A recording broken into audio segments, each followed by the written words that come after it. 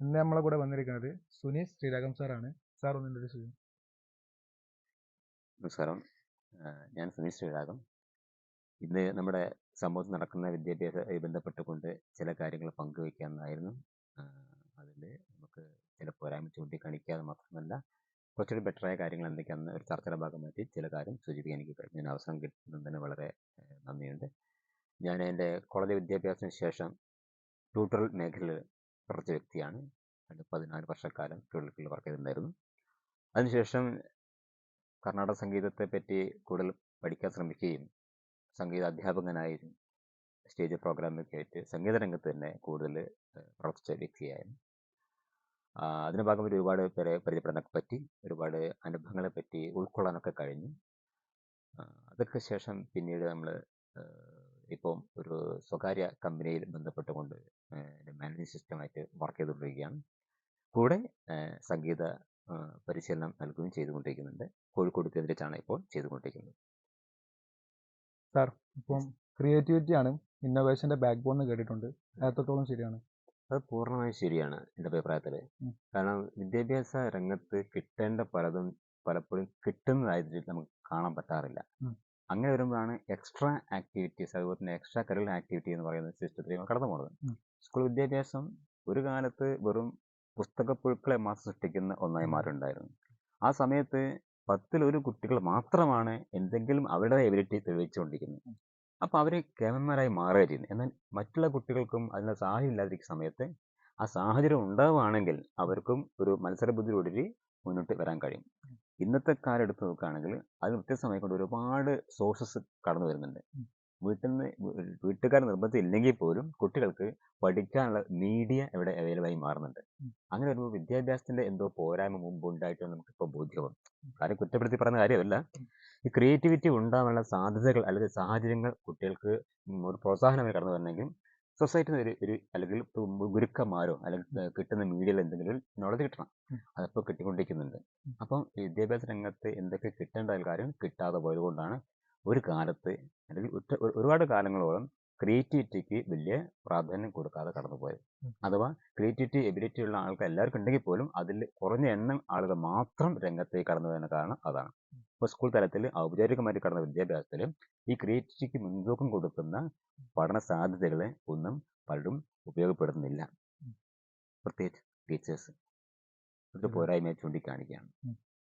അപ്പോൾ അത് എന്തുകൊണ്ട് ആവശ്യമാണ് ക്രിയേറ്റിവിറ്റി പരമായിട്ടുള്ള ഒരു സിലബസ് സ്കൂൾ പഠനരംഗത്ത് ഏതെങ്കിലും ഒഴിവുള്ള പീരീഡിലോ അല്ലെങ്കിൽ നിലവിലുള്ള സബ്ജക്റ്റിന്റെ കൂടെ ചേർക്കപ്പെട്ടിട്ടോ ഉണ്ടാവേണ്ടത് അനിവാര്യമാണ്. എന്തായാലും ഇത് കുട്ടികൾ ഡെവലപ്പ് ചെയ്യണമെങ്കിൽ എന്തൊക്കെ കാര്യങ്ങൾ ശ്രദ്ധിക്കണം?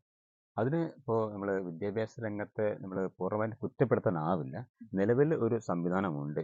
അത് ഒരു കരിക്കുലം അംഗീകരിച്ച കർമ്മപരിപാടിയാണ്. അത് സ്കൂൾ തലത്തിലെ പാഠ്യപരിപാടിയാണ്. അതിൽ നിന്നുകൊണ്ട് മാത്രം കടന്നു പോകുന്ന കുട്ടികളായി ആകുമ്പോഴാണ് നമുക്ക് പലപ്പോഴും തുറന്ന് ചിന്തിക്കാനോ പ്രവർത്തിക്കാനോ പറ്റാതിരിക്കുന്നത്. ഇപ്പോൾ കാലം മാറി വരികയാണ്. അതിൻ്റെ ഭാഗമായിക്കൊണ്ട് മീഡിയ നല്ലൊരു നോളജ് നൽകുന്നുണ്ട്. ഇപ്പോൾ സ്കൂളുകളിൽ ടീച്ചർമാർ നൽകുന്നതിനേക്കാൾ കൂടുതൽ വിവരങ്ങൾ കുട്ടികൾ കിട്ടുന്നുണ്ട്. അപ്പം അത് ശാസ്ത്രമായാലും ശരി എന്തായാലും ശരി ഉത്തരം കിട്ടാത്ത പലതിനും ഉത്തരം ഇന്നിപ്പോൾ ഗൂഗിൾ പോലുള്ള സംവിധാനങ്ങളും അതുപോലെ മറ്റ് മീഡിയ വഴി കിട്ടിക്കൊണ്ടിരിക്കുന്നുണ്ട്. അപ്പോൾ ഒബ്സർവേഷൻ്റെ ഒരു കാലമായിട്ട് ഞാൻ എൻ്റെ അഭിപ്രായത്തിൽ പറയുകയാണ്. ഇതൊരു ഒബ്സർവേഷൻ്റെ കാലമാണ്. ഒബ്സർവ് ചെയ്തുകൊണ്ട് സ്കൂൾ തലത്തിലാണെങ്കിലും ഇനി വീട്ടിലാണെങ്കിലും കിട്ടാത്ത പലതും അക്വയർ ചെയ്യാനുള്ള സാധ്യത ഒരുപാട് കുട്ടികൾക്കുണ്ട്. ആ സാധ്യത രക്ഷിതാക്കളും ടീച്ചർമാരും കുട്ടികൾക്ക് ഉണ്ടാക്കി കൊടുക്കുക, ഒരുക്കി കൊടുക്കുക എന്നാണ് ഇപ്പോൾ ചെയ്യാൻ പറ്റിയ കാര്യം. അത് പരമാവധി ക്യാച്ച് ചെയ്തുകൊണ്ട് ആവശ്യമില്ലാത്ത ചിന്തകളിൽ മാറി നിന്നുകൊണ്ട് ക്രിയേറ്റീവായിട്ട് ചിന്തിക്കാനുള്ള, അതായത് തൻ്റെ എബിലിറ്റി മെച്ചപ്പെടുത്താൻ എനിക്ക് ഇതാണ് എന്ന് കുട്ടി സ്വയം ബോധ്യപ്പെടുന്ന രീതിയിലേക്കുള്ള ഒരു സാധ്യത അല്ലെങ്കിൽ സാഹചര്യം ഉണ്ടായിക്കൊടുക്കാൻ നമ്മൾ തയ്യാറാവണം. അപ്പോൾ കുട്ടികളോട് എന്ന രീതിയിൽ നമ്മൾ പറയേണ്ട കാര്യം എന്ന് വെച്ചാൽ അവർക്ക് ഭാവിയിലേക്ക് എന്താവണം എന്ന് ചിന്തിക്കുന്നതിനൊപ്പം തന്നെ തൻ്റെ കഴിവ് എന്തുണ്ട് എന്ന് സ്വയം തിരിച്ചറിഞ്ഞ് പ്രവർത്തിക്കാനും ചോദ്യങ്ങൾ ചോദിക്കാനുള്ള അവസരം പൂർണ്ണമായും വിനിയോഗിക്കണം. അതിനുള്ള സാങ്കേതിക സംവിധാനങ്ങളെ നേടിയെടുക്കാൻ വേണ്ടി ശ്രമിക്കുകയും ചെയ്യണം. ഇത്രമാത്രമാണ്. സാർ, ഈ കുട്ടികൾക്ക് ക്രിയേറ്റീവ് തിങ്കിങ് വരണമെന്നുണ്ടെങ്കിൽ പാരൻസിന് എന്തൊക്കെ റോളുണ്ട്? തീർച്ചയായും നല്ലൊരു ചോദ്യമാണ് ചോദിച്ചിരിക്കുന്നത്. ഇപ്പോൾ കുട്ടികളുടെ ചെറുപ്പം കാലം മുതലുള്ള സ്കൂൾ തലത്തിന് മുന്നേ വരെയുള്ള ഓരോ കാലങ്ങളിലും അവരുടെ പിച്ച വെച്ച് വളർന്നു വരുമ്പോൾ അവർക്ക് വേണ്ട അറിവ് പകർന്നു കൊടുക്കുന്നത് പ്രകൃതിയെപ്പറ്റി പഠിക്കുവാനും സൊസൈറ്റിയെ മനസ്സിലാക്കാൻ വേണ്ടി ഓരോ പേരും സാഹചര്യം പറഞ്ഞു കൊടുക്കുന്ന ഒക്കെ രക്ഷിതാക്കളാണ്. അതുകൊണ്ട് രക്ഷിതാക്കൾ പറയുന്ന കാര്യങ്ങളെല്ലാം മാതൃകാപരമായിട്ട് കുട്ടികൾ ചിന്തിക്കുകയുള്ളൂ. ഇപ്പോൾ രക്ഷിതാക്കളുടെ സംബന്ധിച്ചോളം അവർ ഈ കുട്ടി എങ്ങനെ ചിന്തിക്കണം, പോസിറ്റീവായി ചിന്തിക്കണോ നെഗറ്റീവ് ചിന്തിക്കണോ എന്ന കാര്യം രക്ഷിതാക്കളുടെ പെരുമാറ്റത്തിലൂടെ തന്നെ അവർക്ക് സ്വീകരിക്കാൻ പറ്റുള്ളൂ.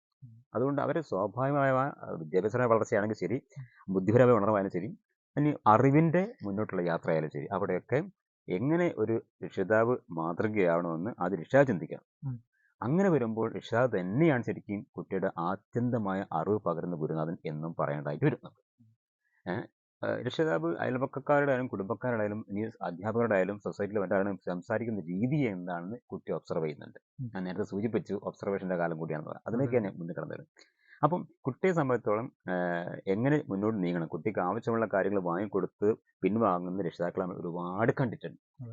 എന്നാൽ അത് മാത്രം പോരാ, അവർ ചിന്ത കടന്നു പോകുന്ന വഴിയിലേക്ക് അതിന് എന്തൊക്കെ ഇപ്പം നമ്മൾ നിലവിലിപ്പോൾ മൊബൈൽ സംവിധാനങ്ങൾ, അതുപോലെ തന്നെ മൊബൈൽ ഫോൺ ഉപയോഗിച്ച് ലാപ്ടോപ്പ്, ഇതെല്ലാം ഉണ്ടെങ്കിൽ പോലും അതിൽ അവർക്ക് സ്വീകാര്യമായത് എന്താണ് എന്ന് അവനെ ബോധ്യപ്പെടുന്ന രീതിയിലേക്ക് ഒരു കമ്മ്യൂണിക്കേഷൻ രക്ഷിതാക്കൾ നടത്തണം. എൻ്റെ കുട്ടിക്ക് എന്തെല്ലാം സാധ്യതകൾ ഉപയോഗിച്ചുകൊണ്ട് അവൻ മുന്നേറാൻ കഴിയും, അതിനുവേണ്ടി അവൻ എന്തെല്ലാം വാങ്ങിക്കൊടുത്താൽ മാത്രം പോരാ, അതിന് പകരം അവരാരൊക്കെ കമ്മ്യൂണിക്കേറ്റ് ചെയ്യിക്കണം. അപ്പം നല്ല കൂട്ടുകെട്ട്, ചീത്ത കൂട്ടുകെട്ട് എല്ലാം ഉണ്ടായിരിക്കും. അപ്പോൾ കൂട്ടുകെട്ട് നല്ലതാവണം എന്ന് നമുക്കൊരു വാശി പിടിക്കാൻ പാടില്ല, എല്ലാം അവിടെ ഉണ്ട്. തിരഞ്ഞെടുക്കാനുള്ള അവസ്ഥ അവൻ്റെതാണ്. അപ്പോൾ ആ വഴിക്ക് അവന് ആവശ്യമായ സൗകര്യം ഏർപ്പെടുത്തി കൊടുക്കുക എന്നതും അതോടൊപ്പം തന്നെ എനിക്ക് കിട്ടിയ അറിവ് അത് ഞാൻ എങ്ങനെ വിനിയോഗിച്ചു എന്ന് കുട്ടിയുടെ പങ്കുവെക്കുക വേണം. അപ്പോൾ ഓരോ മേഖലയിലും രക്ഷിതാവ് കണ്ടുവരുന്ന കാര്യങ്ങൾ അത് കുട്ടിയെ ഇങ്ങനെ തന്നെ സംവിധാനങ്ങളൊക്കെ ഉണ്ട്, നീ അങ്ങനെ പരിശ്രമിച്ച് നോക്കൂ എന്ന് കുട്ടിക്ക് ഒരു ഉപദേശമായാലും ശരി, ഒരു മാർഗദർശനമായാലും ശരി പറഞ്ഞു കൊടുക്കാൻ രക്ഷിതാവിനെ പറ്റണം.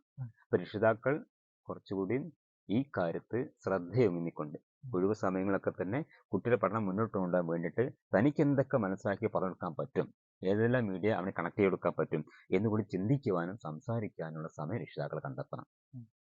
പണ്ട് നമ്മൾ പറയാറുണ്ട്, പഠിക്കുന്ന കുട്ടികളുടെ കൂടെ രക്ഷിതാക്കൾ വന്നു കുട്ടി പെർഫെക്റ്റ് ആയിട്ട് വളരും എന്ന കാര്യം പണ്ടേ പറയാറുണ്ട് സംവിധാനം.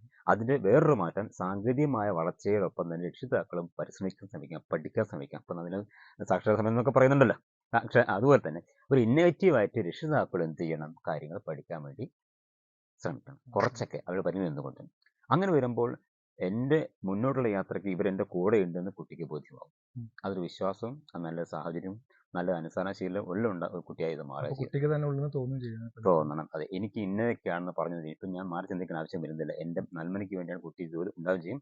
അവൻ അതിനു വേണ്ടി ആവശ്യപ്പെടുന്ന എല്ലാം വാങ്ങിക്കൊടുക്കാൻ വേണ്ടി പുഞ്ചിരിയോടുകൂടി ദേഷ്യം പിടിക്കാതെ വെറുപ്പില്ലാതെ പകയെല്ലാം രക്ഷിതാവ് ഇടപെടുകയും ചെയ്യും. അങ്ങനെ ഒരു രക്ഷിതാവും കുട്ടിയും തമ്മിലുള്ള ബന്ധം ഉണ്ടാക്കുന്ന ആവശ്യമാണ്. പല കുടുംബങ്ങളും ഇല്ലാതെ പോകുന്ന കാര്യം കൂടി ഞാൻ സൂചിപ്പിച്ച് മാത്രം കേട്ടോ. അപ്പോൾ അത് അങ്ങനെ ആകെ മാത്രമേ ഉള്ളൂ, രക്ഷിതാവിൻ്റെ കടമ പൂർണ്ണമാവുന്നുള്ളൂ എന്നാണ് എനിക്ക് ഇതിനെ പറയാനുള്ളത്. ഈ കുട്ടികളെ ക്രിയേറ്റീവ് തിങ്കിങ്ങിനും ഡെവലപ്മെന്റിന് നെറ്റ്വർക്കിങ്ങിനും ഇമ്പോർട്ടൻസ് ഉണ്ടല്ലേ? തീർച്ചയായും.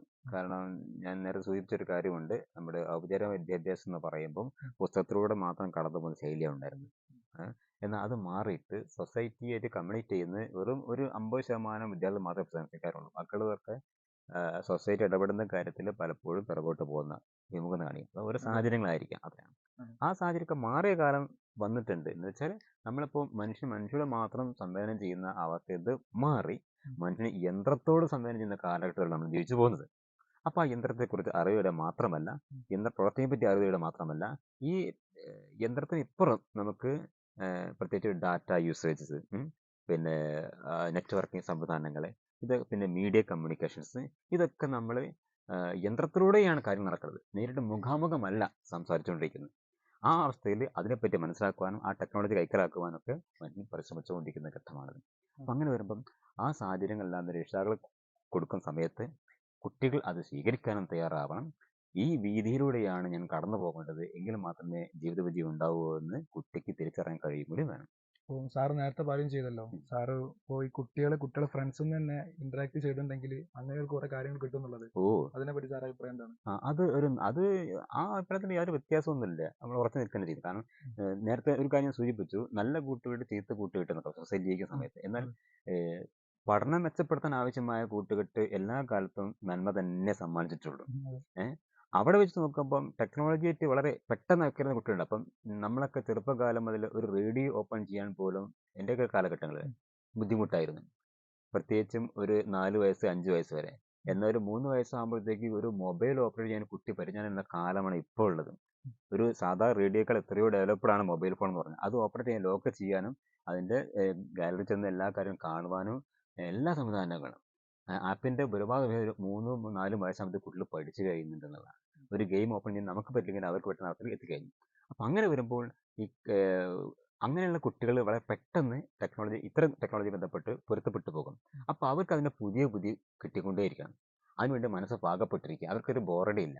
ഒരു പക്ഷേ IT മേഖലയിൽ തന്നെ ഇപ്പം നമ്മൾ കണ്ടുവരുന്ന അവസ്ഥയാണ്.